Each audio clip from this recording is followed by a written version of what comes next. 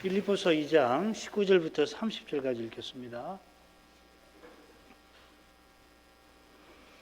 내가 디모데를 속히 너희에게 보내기를 주 안에서 바람은 너희 사정을 알므로 안위를 받으려 하매니 이는 뜻을 같이 하여 너희 사정을 진실히 생각할 자가 이밖에 내게 없습니다.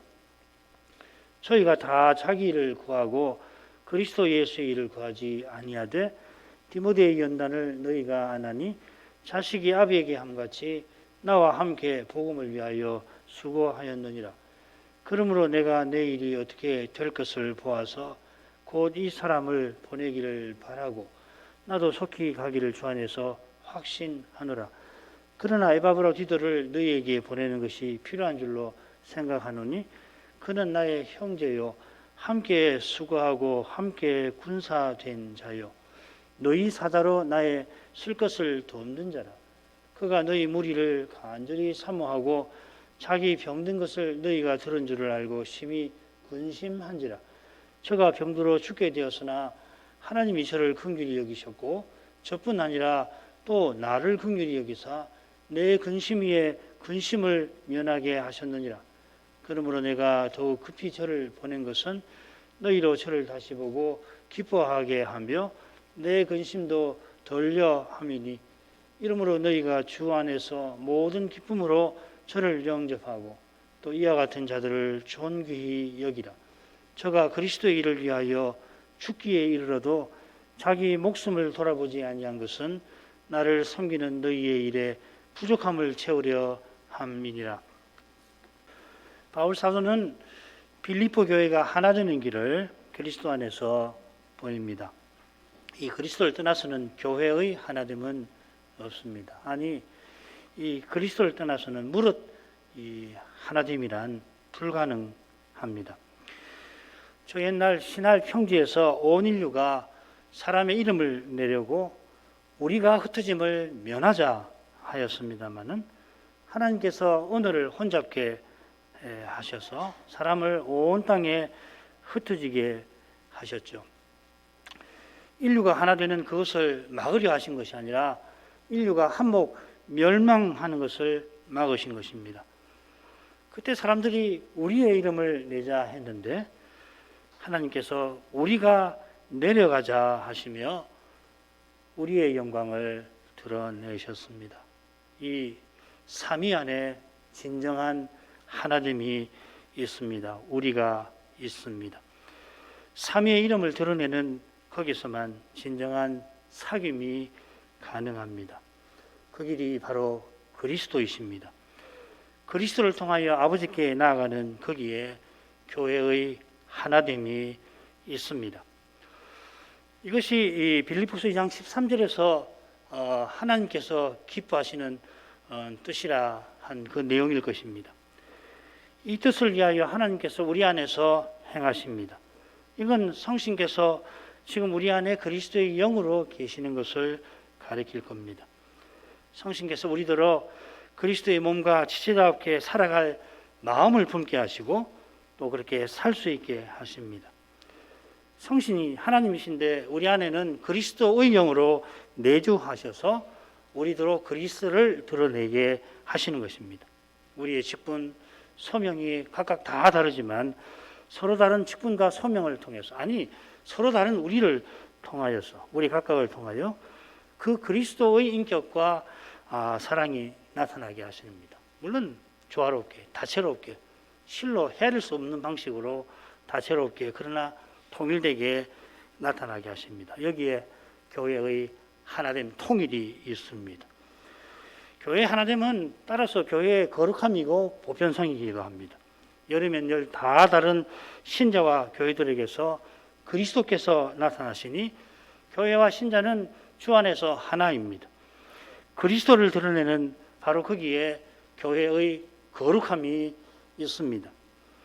우리가 드러내는 이 그리스도만이 영원하시고 언제 어디서든지 우리 인생에게 의미와 가치와 보람이 기쁨이 되시는 것입니다. 이게 보편성이라는 것이죠.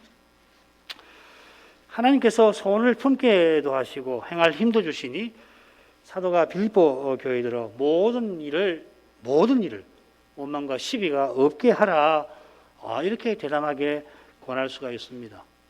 이게 우리가 늘 익숙해서 그렇지 모든 일을, 이게 불가능한 일이잖아요.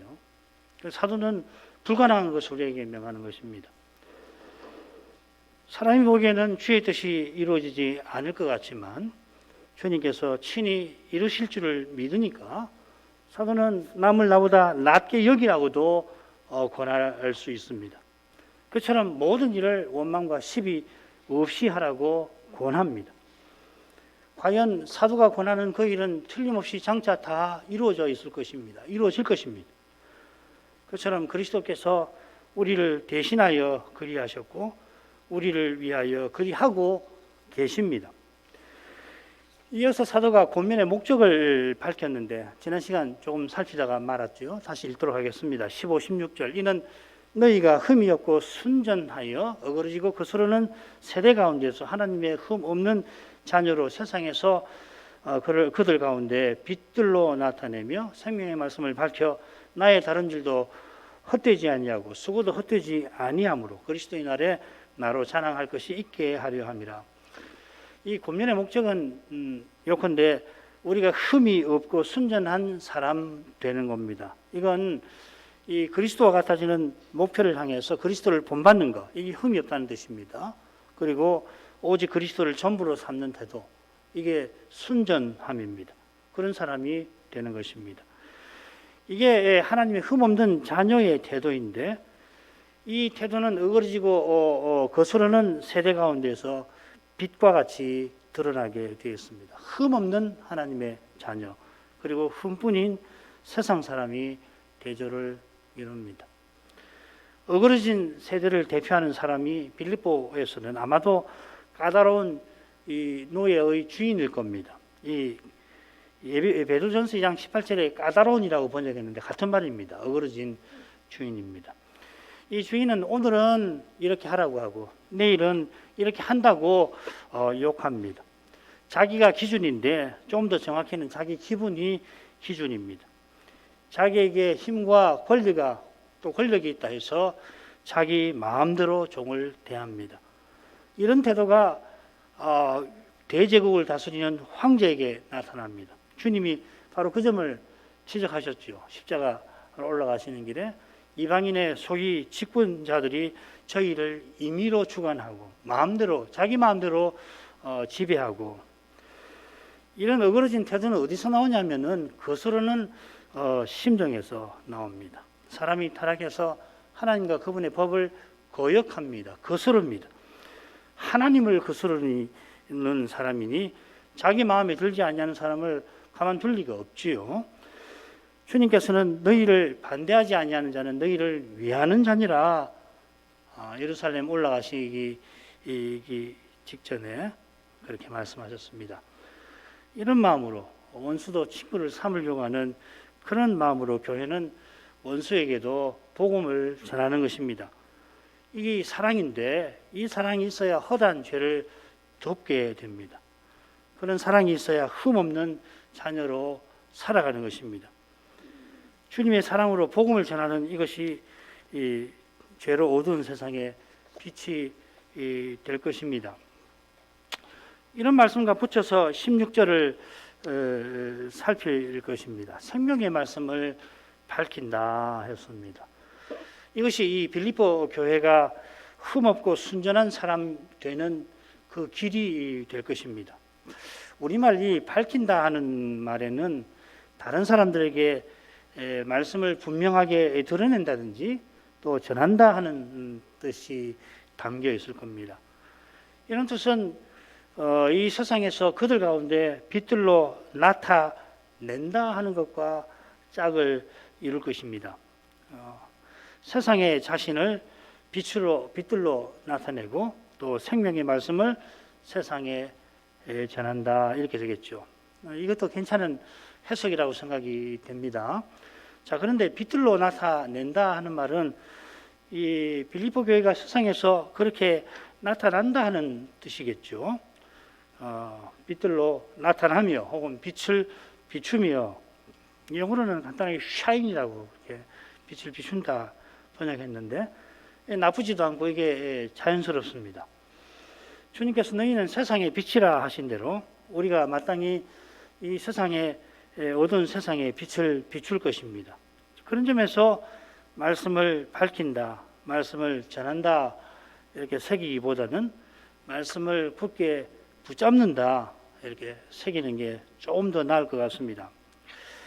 교회가 말씀을 굳게 붙들어야 어두운 세상에 빛다옵게 될 것입니다. 빛이 되었는데 빛다옵게 되려면은 말씀을 굳게 붙드는 것입니다. 그리스도를 드러내야, 말씀을 굳게 붙들어서 은혜를 받아 그리스도를 드러내야 세상에 빛을 비추는 것입니다. 지금 빌립보 교회가 하나 되라 사도가 권하는 중이니까 말씀을 전하라 하는 것보다는 말씀을 붙잡으라 이렇게 권하는 것 같습니다. 이어지는 나의 다름질도 헛되지 아니한다 한 것과도 어울립니다. 나의 다름질도 헛되지 않고 수고도 헛되지 아니한다. 이게 이제 사도가 그리스도의 날에 자랑하는 내용이죠. 그리스도의 날에 빌립보 교회가 심판장 앞에 흠이 없고 순전한 모습으로 설 때에 심판장에게서 께서 내 아버지께 복받을 자들이여 칭찬하실 것입니다. 이 세상에서 흠없는 하나님의 자녀로 살았으니 아버지의 나라를 상속하라는 겁니다. 이런 복된 구원을 위해서 그리스도께서 바울을 사도로 세우신 겁니다. 사도는 교회의 터로 세움받은 특수한 직분입니다. 그래서 바울 사도는 이 세우신 뜻이 얼마나 고귀한 줄 알아서 이 운동장에서 다름질하는 자로서 향방 없이 하지 않고 자기 몸을 쳐 복종케 하였다 하였습니다. 그러니까 주께서 주신 그 사명을 잘 이루려고 수고를 마지 아니한 거죠. 이 수고는 사람이 감당하기 어려운 일이라는 뜻이 있는데 그런 일이라 오직 은혜를 의지해서 감당한 것입니다.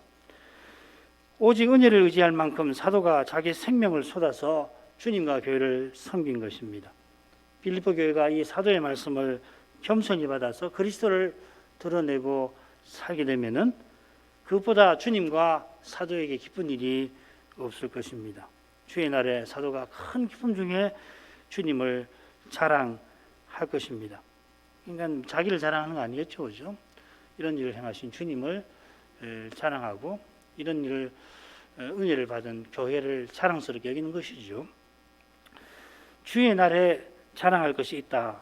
이것도 괜찮은데 주의 날까지라고 새기는 게 더 나을 것 같습니다. 빌립보 1장 10절에 똑같은 표현이 나와요. 거기는 빌립보 교회가 흠을 없이 그리스도의 날까지 이르기를 기도하고 있습니다. 똑같은 표현을 썼습니다. 주의 날에 자랑할 것이니 그날까지 내내 자랑할 것입니다. 주의 날에 사도가 자랑할 것이 그리스도와 그분의 은혜이니까 그가 살아 생전 늘 그리스도를 그 은혜를 자랑하는 것입니다. 사도의 심정이 지금 어떤지 이어지는 말씀에 잘 드러나고 있습니다. 17, 18절 만일 너희 믿음의 재물과 봉사 위에 내가 말을 관제로 드릴지라도 나는 기뻐하고 너희 무리와 함께 기뻐하리니 이와 같이 너희도 기뻐하고 나와 함께 기뻐하라. 이 재물과 관제라고 하는 구약 제사의 이미지를 사용해서 사도가 지금 결연한 심정을 밝힙니다. 그 심정은 뭔가 하면 이 교회가 그리스도를 드러내는 일에 이 일을 위해서 자기 생명을 기꺼이 쏟겠다 하는 것입니다. 우선은 너희 믿음의 재물과 봉사가 뭔가를 살펴야 할 텐데요. 이 재물이라는 말이 바울 서신에서 5번 나오고 그 중에 빌립보서에만 2번 나옵니다. 한 번 더 나오는데 4장 18절에 나옵니다. 빌립보 교회가 에바브로 디도편에 보낸 선교비를 뭐라고 그랬냐면 향기 받으실 만한 향기로운 재물이라 똑같은 말을 썼습니다. 그런데 이 향기로운 재물이라는 이 똑같은 표현이 그리스도께 쓰였습니다. 에베소서 5장 2절 향기로운 재물과 생충이신 그리스도. 그러니까 그리스도께서 십자가에서 향기로운 제물로 하나님께 자기를 드리신 덕분에 우리도 우리 몸을, 우리 전체를 하나님께 이런 제물로 드릴 수가 있죠. 이게 로마서 12장 1절 말씀이죠. 그죠? 산 제사로, 산 제물로 하나님께 드리라. 이런 믿음으로 빌립보 교회가 선교비를 헌상하여서 사도에게 전달한 겁니다. 사도가 이 대목에서 갑작스러울 정도로 이 빌립보 교회의 헌상을, 선교비를 언급한 것이 다소 뜻밖인데, 실은 이 번역되지 아니한 17절 첫낱말에도 이 뜻밖이라는 분위기가 묻어납니다. 17절은 이 그러나하고 시작됩니다. 강한 역적 접속사입니다. 그러나 알라라는 말인데, 사도가 16절에서 이미 자기의 다름질과 수고를 말했지 않습니까? 그런데 17절을 와서 그러나 하고서 빌립보 교회가 옥에 갇힌 자기에게 선교비 보낸 일을 언급하고 또 이어서 관제를 언급합니다. 빌립보 교회가 헌상하여 보낸 선교비를 굳이 제물이라, 이 선교비를 가리키는, 헌상을 가리키는 표현이 여러 가지로 말씀드렸죠. 그죠? 대여섯 가지나 되는데, 뭐 교제라는 말도 아주 좋을 텐데, 여기 이 제물이라고 굳이 부른 것은 이어서 관제라는 말을 한 것과 붙어 있겠죠. 이 관제는 번제와 소제를 드린 후에 맛있는 포도주를 부어 드리는 것입니다. 그래, 이 번제와 소제를 하나님께 드리는 향기로운 음식 제사라고 하잖아요. 히브리 말로는 이세라고 부릅니다. 음식 제사. 우리 성경에도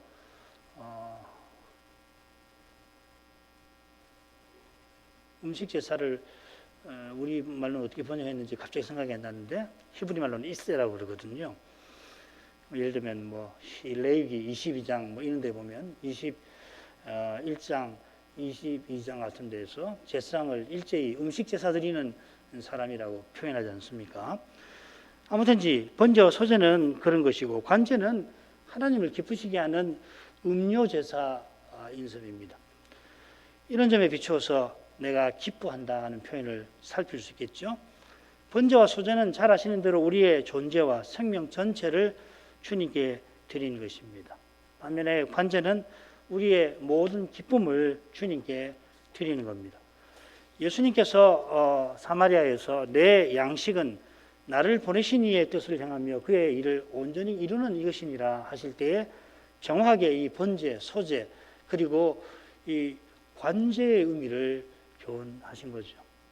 나의 살아가는 힘, 기쁨이 하나님 뜻을 행하는 데 있다. 아울러 관제는 하나님의 뜻에 자기 생명을 다 쏟아 부어 그 생명이 다하는 것을 가리키기도 합니다. 이 디모데 후서 4장 6절이 그렇죠. 관제와 같이 벌써 내가 부음이 되고 똑같은 낱말을 이곳과 빌립보에서 쓰고 있습니다. 나의 떠날 기약이 가까웠도다. 참고로 이 관제처럼 부어진다 하는 표현이 말씀드린 대로 이 두 군데만 빌립보서 2장 17절하고 디모데후서 4장 6절에만 나옵니다. 이런 점에서 사도가 로마 감옥에 갇힌 자기가 곧 순교할지 모른다고 암시하는 것도 같습니다. 물론 속히 빌립보 교회를 방문하게 될 것이라 확신한다 이렇게 밝힙니다만은 그러나 자기가 순교할 가능성도 분명히 있습니다. 오늘 오후에 이 주제를 조금 더 다루게 될 겁니다. 그 가능성은 우리말 번역과 달리 관제로 드려진다라고 표현한 데서도 암시됩니다. 나를 관제로 드린다고 자연스럽게 번역했지만 원문은 드려진다고 되어 있습니다.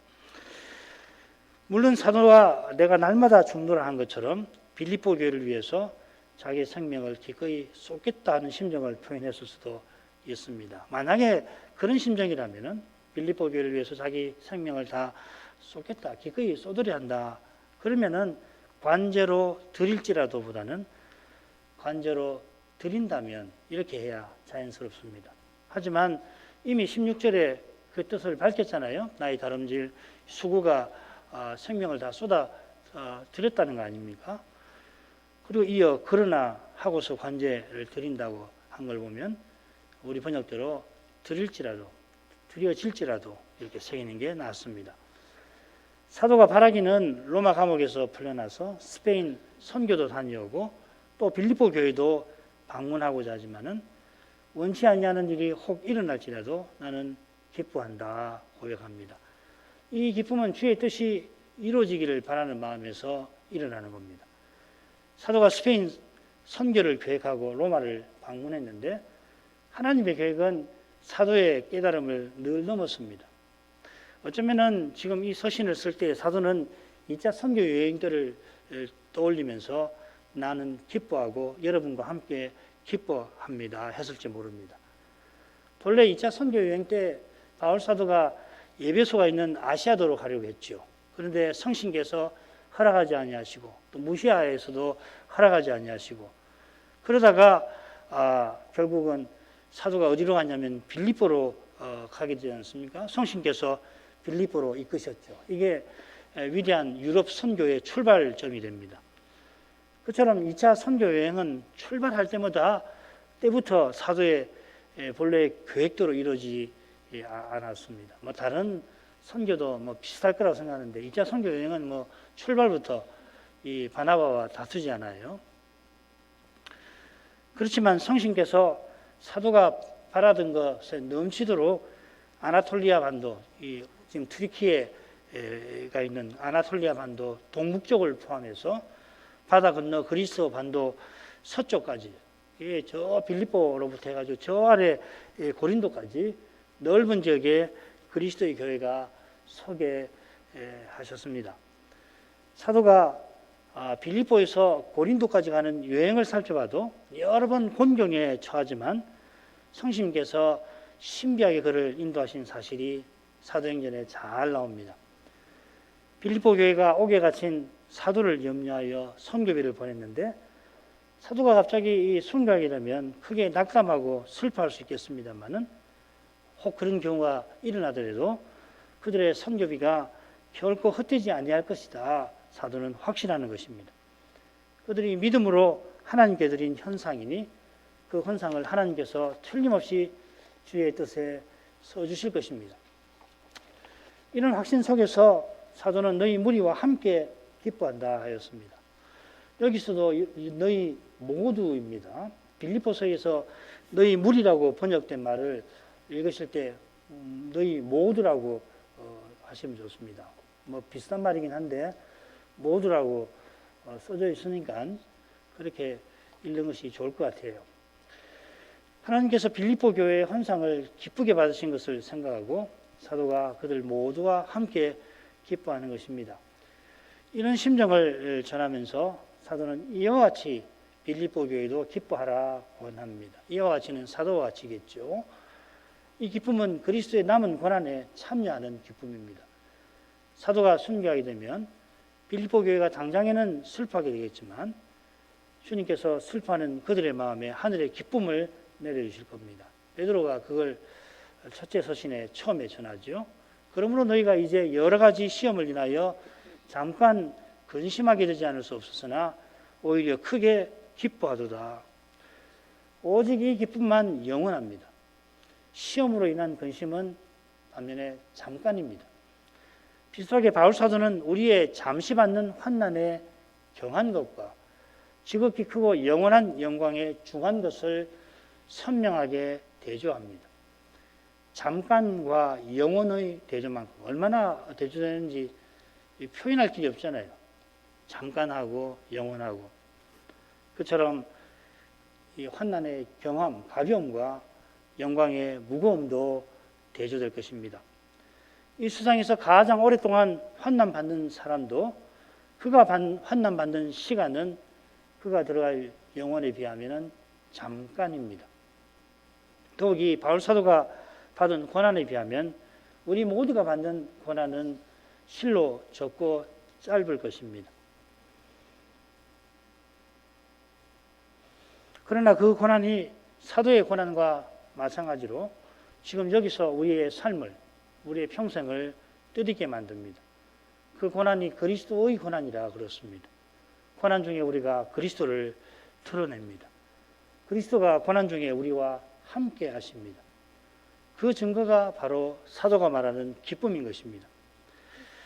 이어 사도는 빌립보 교회를 위해서 두 종을 보내는데, 먼저 이 디모데를 보낼 일을 19절부터 24절에서 언급하고, 이어 에바브로디도를 보낸 일을 언급합니다. 그게 25절부터 30절입니다. 먼저 디모데 보낼 일. 제가 전에 디모데와 에바브로디도를 함께 보냈다고 말씀드렸는데 제 잘못 말씀드린 것입니다. 용서하십시오. 그리고 고쳐주시길 바랍니다. 사도가 디모데를 보내어 빌립보 교회 사정을 알고자 한다. 보내는 목적을 19절에 밝히고요. 이어서 20절부터 22절까지는 이 디모데가 보냄받은 소임을 잘 이룰 인물이라고 알립니다. 그리고 다시금 사도는 이 디모데 보낼 일을 언급하면서 자신의 방문 의사도 밝힙니다. 디모데를 보내기를 바란다. 내가 너희를 방문할 줄로 확신한다. 그렇게 되어 있죠.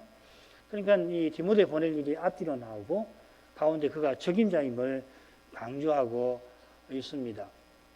19절로 가겠습니다.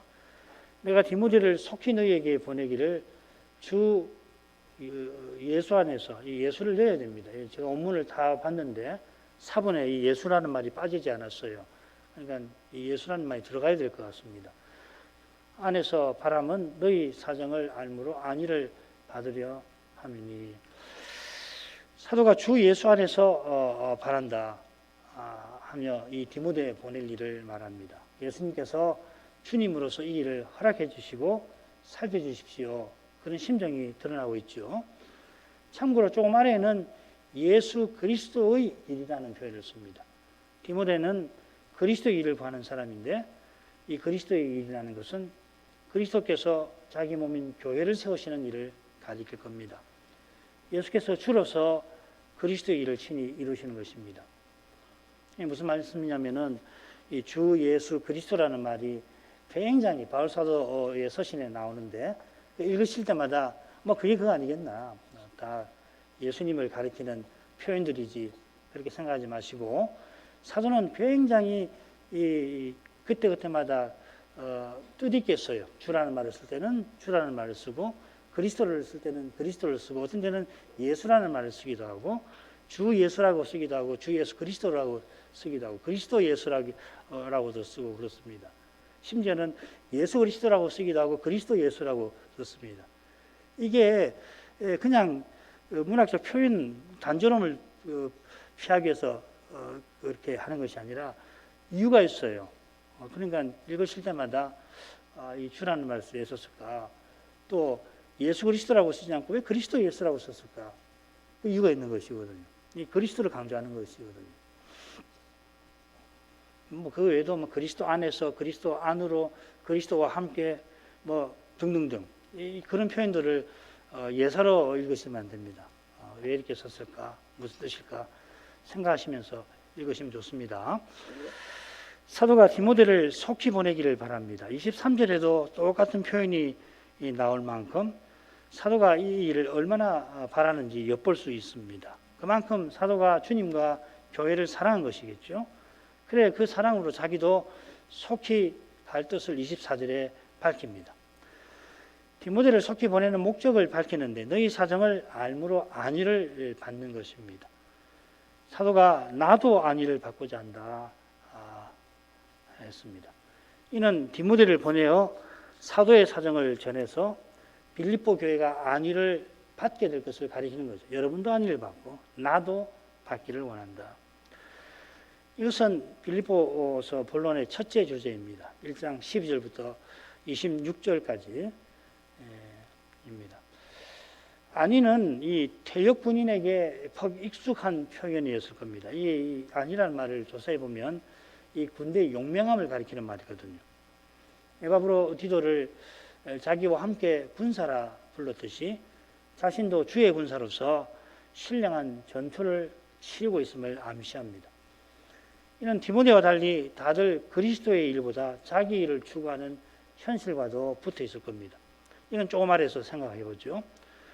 디모데가 가서 사도를 대신해서 이 교회의 사정을 잘 살펴 그 교회의 문제를 잘 해결하게 되기를 바라는 것입니다. 에바브로 디도를 보내지만 그 당사자니까 사실 이 디모데를 보내서 문제를 해결하려고 하는 것이죠. 주님께서 자기 종 디모데를 쓰셔서 친히 해답되어 주시기를 바라는 겁니다. 20절부터 22절 이는 뜻을 같이하여 너희 사정을 진실이 생각할 자가 이밖에 내게 없음이라. 저희가 다 자기 일을 구하고 그리스도 예수의 일을 구하지 아니하되 디모데의 연단을 너희가 안 하니 자식이 아버지에게 아비에게 함같이 나와 함께 복음을 위하여 수고하였느니라.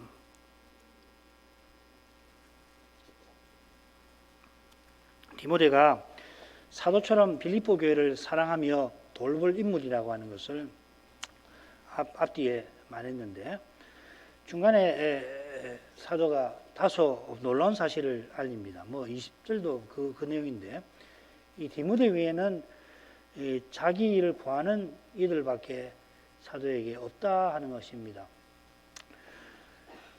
사도는 디모데가 뜻을 같이 하는 인물이라고 소개합니다. 이 뜻을 같이 한다 하는 표현이 1장 27절, 2장 2절에도 나왔습니다. 이 한 뜻으로 뜻을 합하며 이는 디모데가 빌립보에 가서 풀어야 할 문제가 무엇인지를 암시하는 것이죠. 그죠?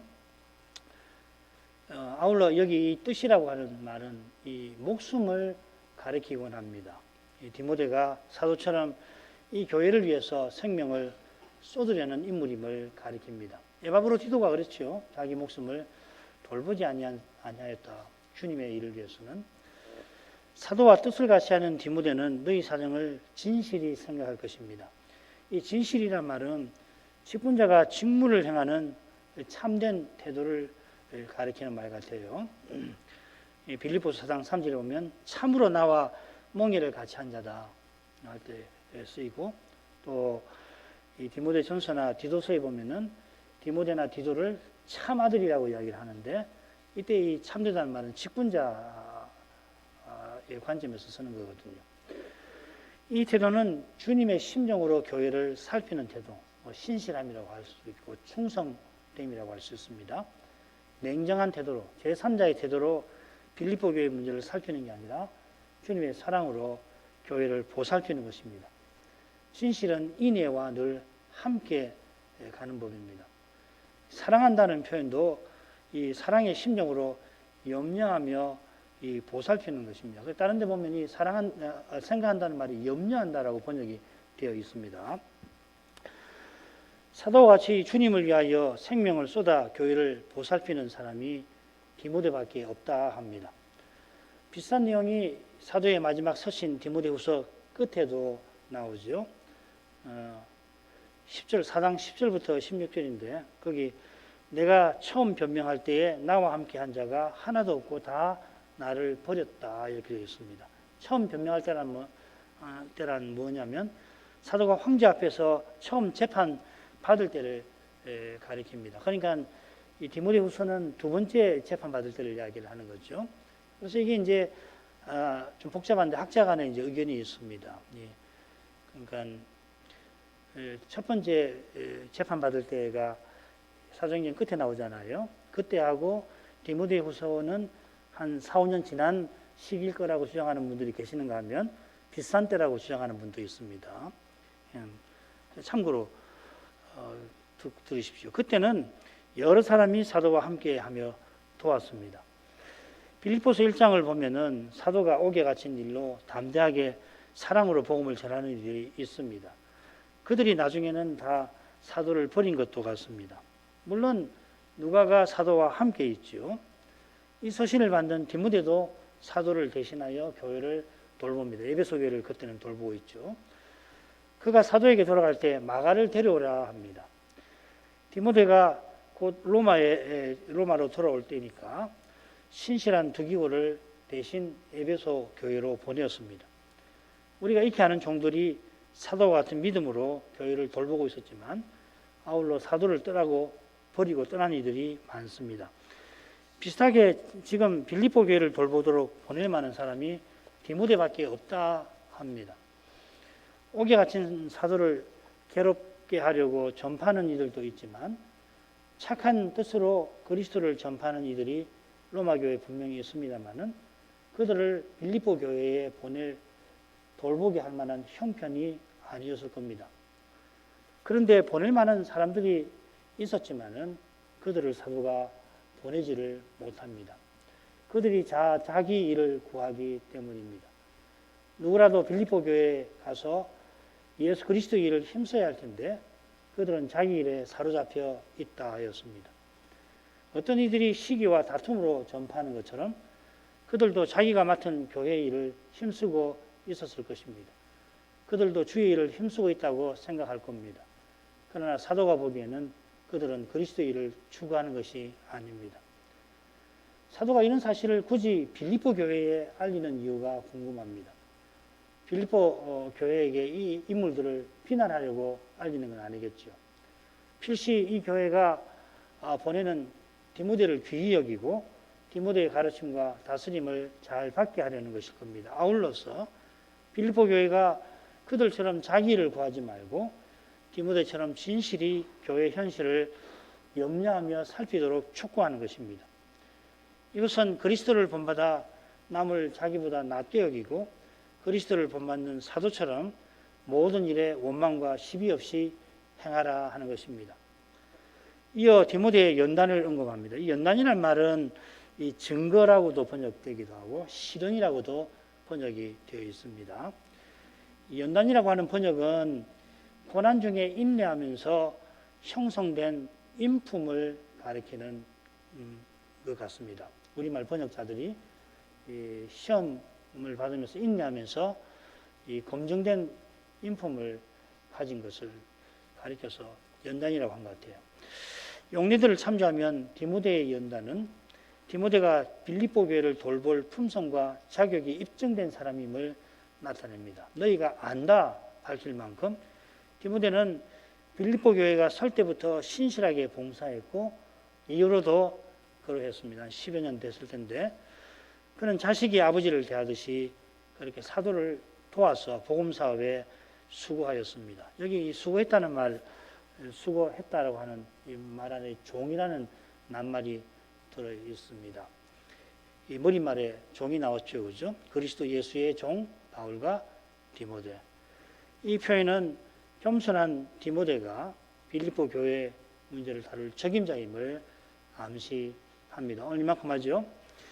자비하신 아버지, 사도가 언제 세상을 떠날지 모르는 처지에서 주님과 교회를 위해 자기 생명을 기꺼이 쏟으려 한 데서 그가 믿고 바라던 그리스도가 얼마나 위대하신 분인지를 생각하게 합니다.